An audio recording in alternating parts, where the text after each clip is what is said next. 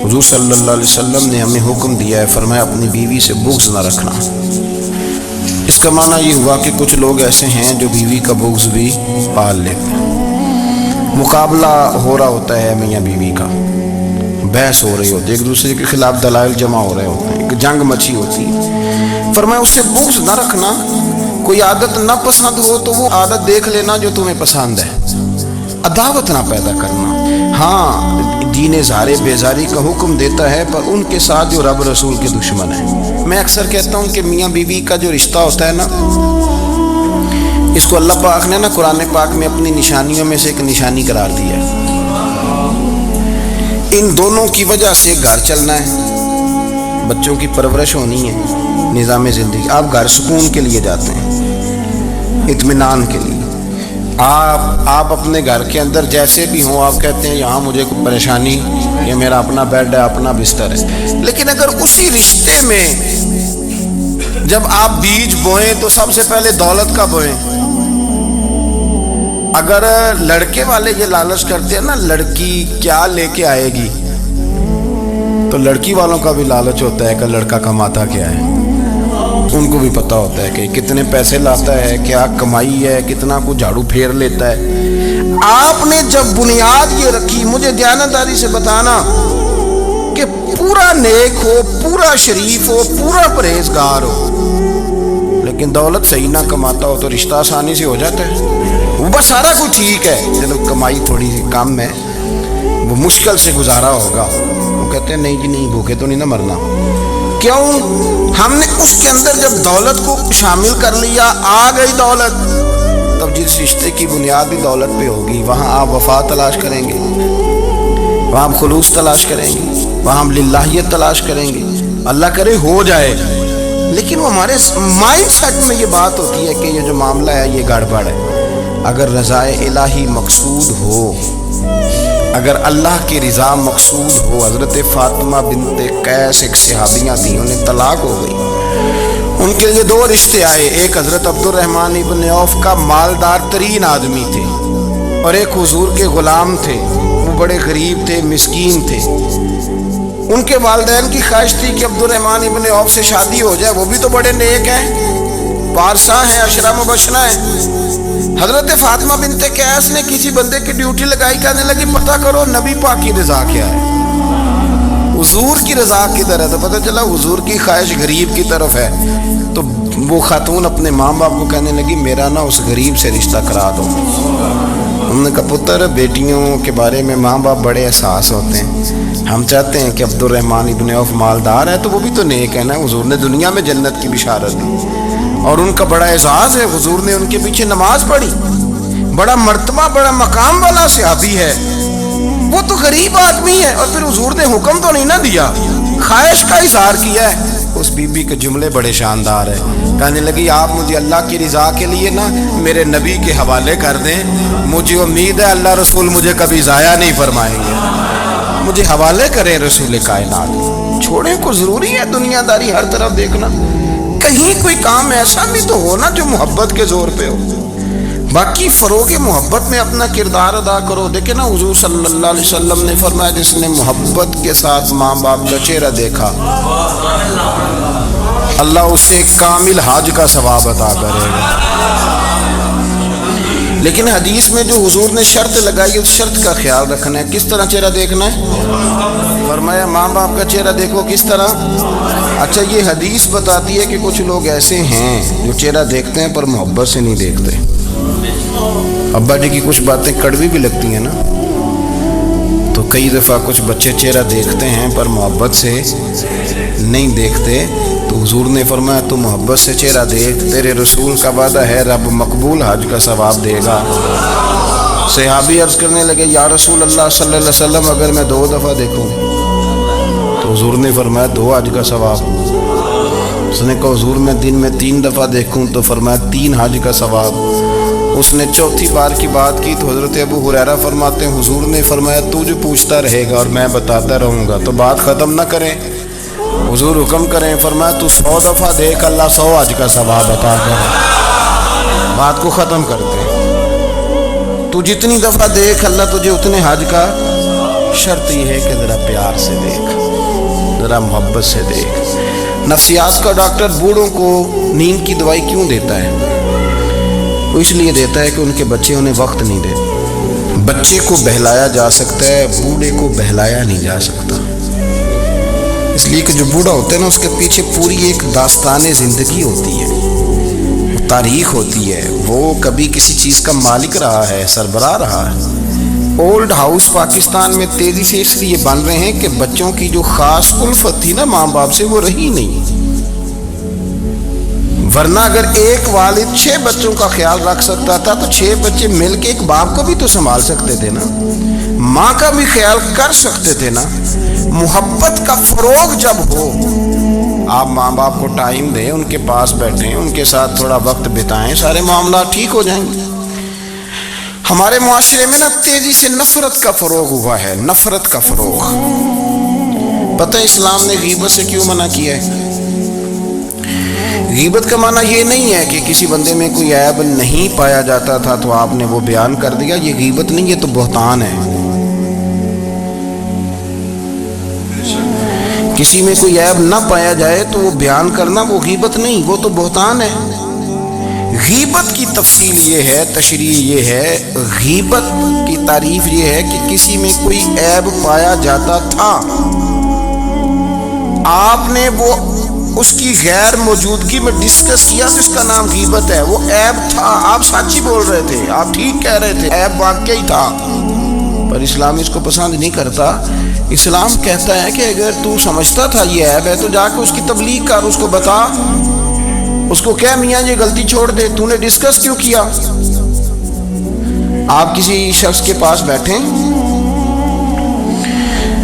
اور کسی دوسرے آدمی کی تعریف کریں، آپ کہیں کہ بڑا اچھا ہے، بڑا بامروت ہے، مہمان نواز ہے، با اخلاق ہے، وعدے کو وفا کرنے والا ہے، دیانتدار ہے، سچ بولتا ہے، آپ تعریفیں کریں. آپ کسی کے سامنے تعریف کریں گے نا تو بندہ کہے گا یار کسی دن ملاقات تو کرا. اور جب وہ ملے گا تو اس کی آنکھوں کے اندر ایک خاص کشش ہوگی، پیار ہوگا، ملنے کو جی چاہے گا، ایک خاص راحت ہوگی. یہ کب ہوگا؟ جب آپ نے کسی کی تعریف کر دی. لیکن اگر آپ کسی کی غیبت کریں گے، کسی کے بارے میں کہیں گے بڑا غلط ہے جی، لوٹ لیتا ہے جی، چور ہے جی، فاسق ہے جی، تو بندہ اگر کبھی مل بھی گیا تو اس سے سلام لینے کو دل.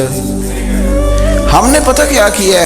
تیزی کے ساتھ فروغ پایا ہے ہمارے ہاں نفرت کا ماحول، تیزی کے ساتھ فروغ پایا ہے. ہم نے نا تیزی سے، آپ کھول لیں کوئی یوٹیوب کھول لیں، کوئی ایسا چینل کھول لیں، بس لڑائی ہے، فلانا فلانے سے لڑ رہا ہے، فلانا.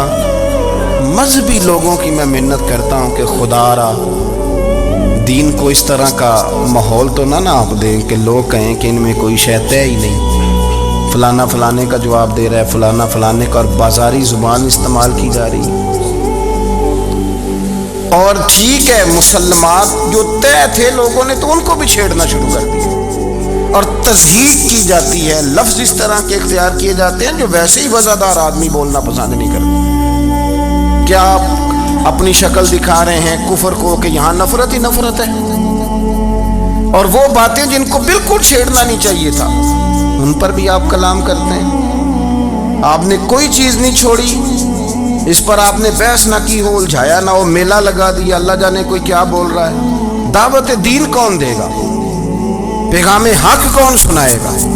فلانا فلانے کا جواب دے رہا ہے، اور پھر وہ دوسرے کا جواب دے رہا ہے، تیسرا تیسرے پہ تبصرہ کر رہا ہے، چوتھا پانچویں پہ تبصرہ کر رہا ہے. یہ کب تک بات ایسے چلے؟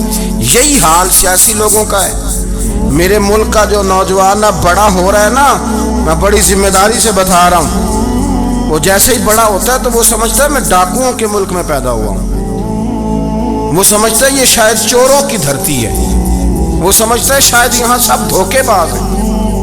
ہم اس طرح سے نچوڑ کے لوگوں کے دلوں میں نفرت بھری ہے، نچوڑ کے کہ لوگ سمجھنے لگے ہیں اس ملک میں تو کوئی بندہ دیانتدار ہے ہی نہیں. کوئی بندہ اچھا ہے ہی نہیں, کوئی بندہ نیک ہے ہی نہیں. مذاق اڑاتے ایک صاحب میرے پاس آئے ہوئے تھے, کہنے لگے پیر صاحب 11 سال ہو گئے پولیس کی نوکری کرتا ہوں, 1 روپیہ رشوت نہیں لی. وہ چلا گیا, میں نے اسے تھپکی دی تو وہ نکلا ہے, تو ایک بندہ کہنے لگا سب انہیں جو ہوتے نہیں نہ سکتا. میں نے کہا یار تو منشی ہے اللہ کی رحمت کا, یہ میرے رسول اللہ کا دین ہے اور قیامت تک لوگ اس پر عمل کریں گے. اس نے 11 سال کا ہے, وہ 40 سال بھی کہتا تو میں ماننے کو تیار ہوں. کیوں کچھی باتیں کرتے ہیں؟ آپ نے تو تباہی کر دی, کوئی بندہ ٹھیک نہیں بچا. ایسے میلہ لگا ہوا ہے, اس دھرتی کو آپ برا کہتے ہیں, اس کو چوروں کی اور ڈکیت کی اور فرار لوگوں کی آپ دھرتی کہتے ہیں. یہ وہ دھرتی ہے جس نے داتا گنج بخش علی حجویری جیسے لوگ رکھے ہوئے ہیں. یہ وہ دھرتی ہے جہاں بابا فرید جیسے لوگ بستے ہیں. کیا بات کرتے ہیں صاحب, یہ اتنے بزرگ ترین لوگ یہاں بستے ہیں اور آپ کیا بات کرتے ہیں. اور دیکھیں میں بالکل ہی غیر سیاسی اور غیر جانبدار رہتا ہوں ملکی معاملات میں, لیکن جس شخص نے پاکستان کو ایٹمی قوت بنانے کے لیے, اب تو بڑی عمارت ہو گئی ہے, غربت میں جس بندے نے کام شروع کیا تھا کہ ایٹمی طاقت بن جائے, اس نے کوئی کام کیا کہ نہیں کیا؟ آپ کو پاورفل بنایا کہ نہیں بنایا؟ کبھی تبصرہ ہوتا ہے اس پر بھی؟ ہمیں لاکھ اختلاف صحیح, ہم بھی بات کرتے ہیں مخالفت میں, لیکن تباہی نہیں اتار دی ہم نے, توہین کر کر کے, نفرت پھیلا پھیلا کے. اس سے پہلے جو حکومت گئی شاید اس کا سب سے بڑا مخالف میں ہوں, لیکن ایسا نہیں ہے کہ انہوں نے کوئی کام بھی ایسا نہیں جو اچھا نہ کیا ہو. ایسا نہیں ہے. میں ملک بھر میں سفر کرتا رہتا ہوں, میں دیکھتا ہوں بہت ساری جگہیں ایسی ہیں, بہت سارے دیہات ایسے ہیں جس میں بڑے بڑے شاندار روڈ بنائے گئے, کام کیا گیا. ان کی 99 خامیاں اپنی جگہ پر, خوبی کا بھی تو ذکر کریں. یہی حال اس گورنمنٹ کا ہو رہا ہے. لاٹھ لے کے لوگ ہیں, یہ بھی گندا وہ بھی گندا. یہ آپ کس طرح کی بات کر رہے ہیں؟ آپ نے تو ملک کو یہ نام دے دیا ہے کہ یہاں کوئی اچھا انسان بستا ہی نہیں. مولوی ہیں تو سارے برے ہیں, پیر ہیں تو سارے برے ہیں. کیا بات کرتے ہیں صاحب؟ یہ میرے رسول اللہ کی قوم ہے, یہ نبی پاک کی امت ہے, اور حضور نے فرمایا میری امت کبھی گمراہی پر جمع نہیں ہوگی. یہ نہیں ہو سکتا سارے لوگ ہی غلط ہو جائیں, لیکن ہم نے تباہی اتار دی. جس کے ہاتھ میں سپیکر آتا ہے وہ سب کی پگڑیاں اچھالنا ضروری سمجھتا ہے. جس کے ہاتھ میں قلم آتا ہے وہ کہتا ہے چونکہ میں لکھ رہا ہوں تو میں اکیلا ٹھیک ہوں, باقی سارے غلط ہیں. محبت کو فروغ دیں, پیار کریں, اخوت کا رنگ دیکھیں. حاتم تائی کی بیٹی مجرم بن کے آئی تھی, مجرم بن کے, کلمہ نہیں پڑھتی تھی, اور اس کو سامنے کھڑے کر کے میرے نبی پاک نے فرمایا تیرا باپ کلمہ نہیں پڑھتا تھا پر اس میں عادتیں اچھی پائی جاتی تھیں, اس کی صفات ٹھیک تھیں. یعنی حضور تعریف کر رہے ہیں, نبی پاک تعریف, اور ہماری زبان گونگ ہو جاتی ہے تعریف کی دفعہ. ہم تو جو میری بات مان گیا وہ بندہ ٹھیک ہے, اور جس نے میری بات نہیں مانی وہ بندہ درست ہے. یہ گھونگ ہو جاتا ہے ہمارا مزاج.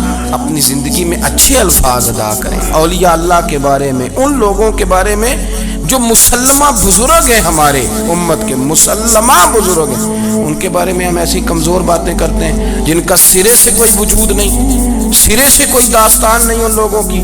تو یاد رکھیں میرے عزیز, میرے رسول کریم صلی اللہ تعالی علیہ وآلہ وسلم نے جو ہمیں دین دیا وہ محبت والا دین ہے, وہ پیار والا دین ہے, وہ اخوت والا دین ہے.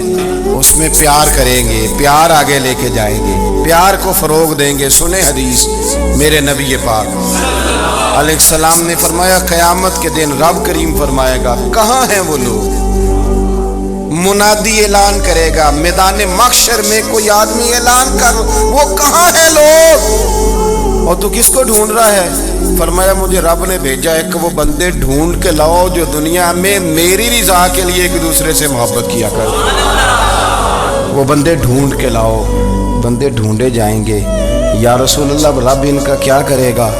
تو نبی کریم صلی اللہ علیہ وسلم فرمانے لگے رب فرمائے گا تم دنیا میں میری رضا کے لیے ایک دوسرے سے پیار کرتے تھے, آج میرے عرش کے سائے کے علاوہ سایہ کوئی نہیں, آج میں تمہیں اپنے عرش کے سائے میں جگہ عطا کروں.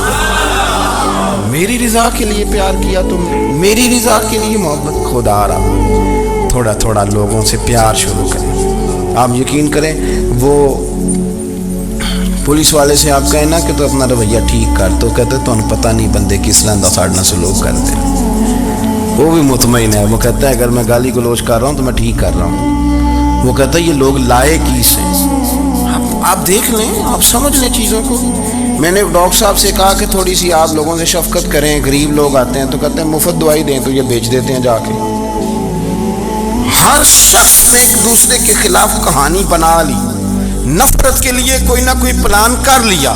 ہمیں باتیں مل گئیں, ہم نے داستان سرائی کر لی, ہم نے اپنے ذہن کو اکٹھا کر لیا. مجھے بتلاؤ نا یار, اگر رسول کریم صلی اللہ علیہ وسلم اور باقی انبیاء بھی قوموں کے بارے میں یہ سوچتے کہ یہ بڑے ظالم ہیں, یہ بڑے چور ہیں, یہ بڑے ڈکیت ہیں, یہ بڑے قاسم ہیں, یہ کافر ہیں, منافق ہیں, تو بھلا ہو سکتا تھا, لوگوں کا فائدہ ہو سکتا تھا. وہ لوگ بڑے بڑے سخت گیر تھے, پر محبوب نے فرمایا وہ جو کریں گے وہ ان کا انداز ہے, اور ہم جو کریں گے وہ ہمارے رب نے ہمارے ذمے لگا کے بھیجا ہے.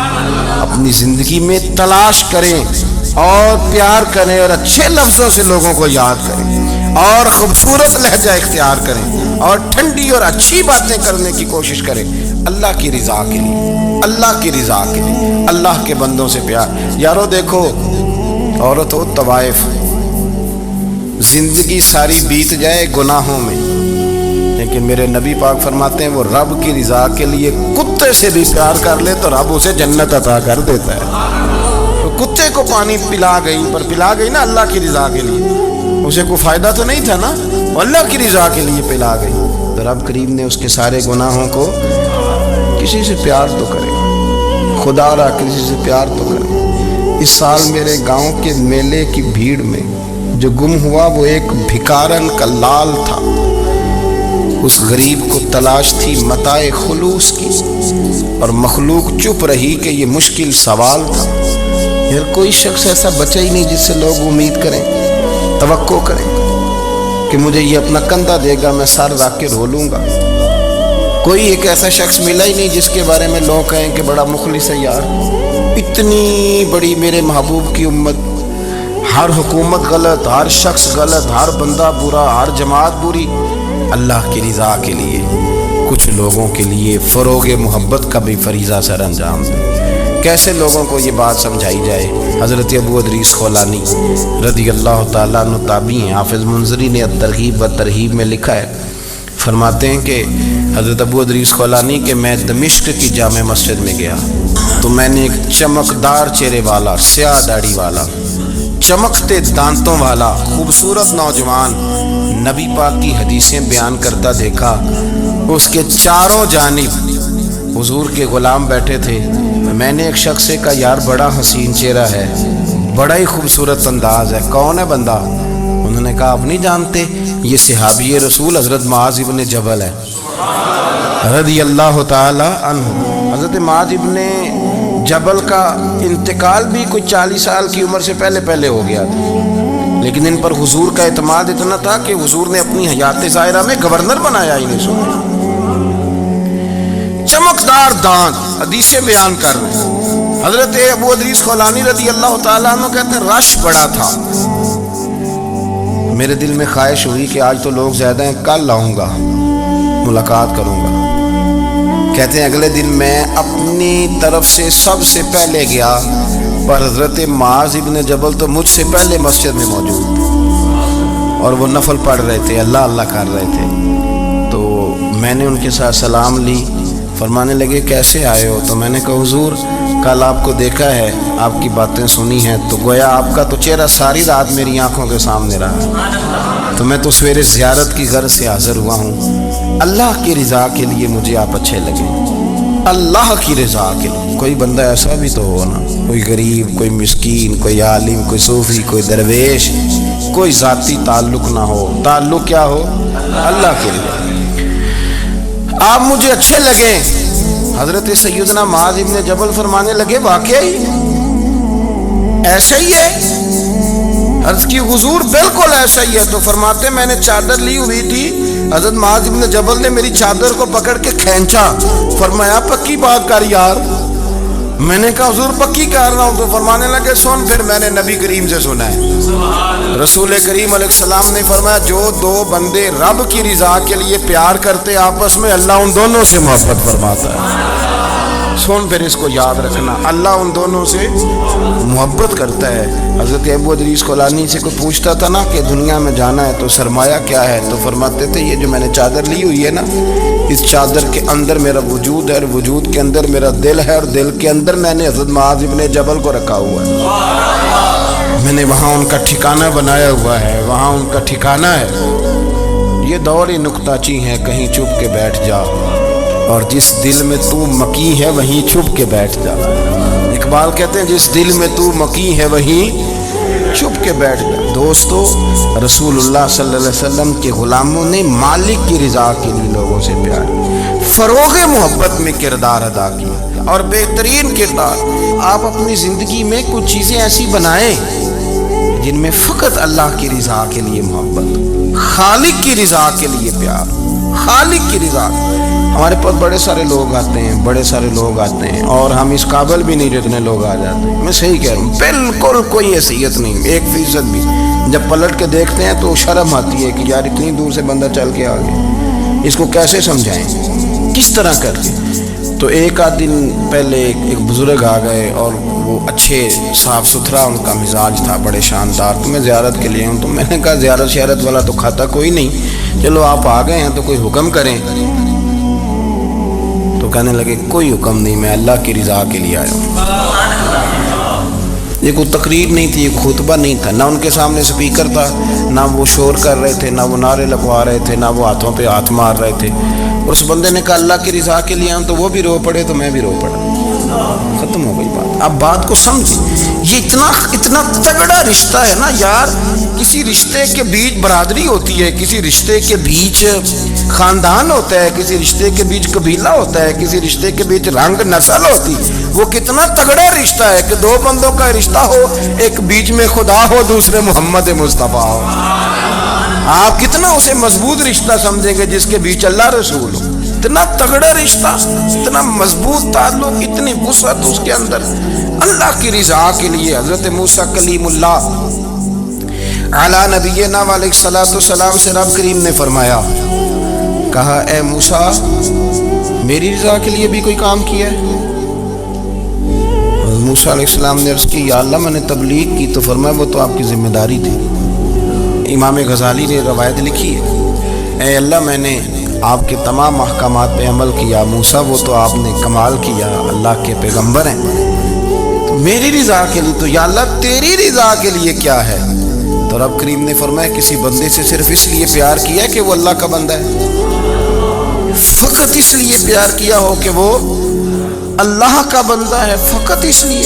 मेरे अजीज़ आप बात को समझें, ज़िंदगी में फ़रोग़ मोहब्बत पर कुछ काम करें, कुछ थोड़ा सा कोशिश करें गर्द झाड़ने की, कुछ गर्द झाड़ने की। हमने ना एक स्टेटस बना लिया है। अब तो मुसलमान पहले फ़िरक़ों में बटे, कबीलों में बटे, अब शहरों में बट गए।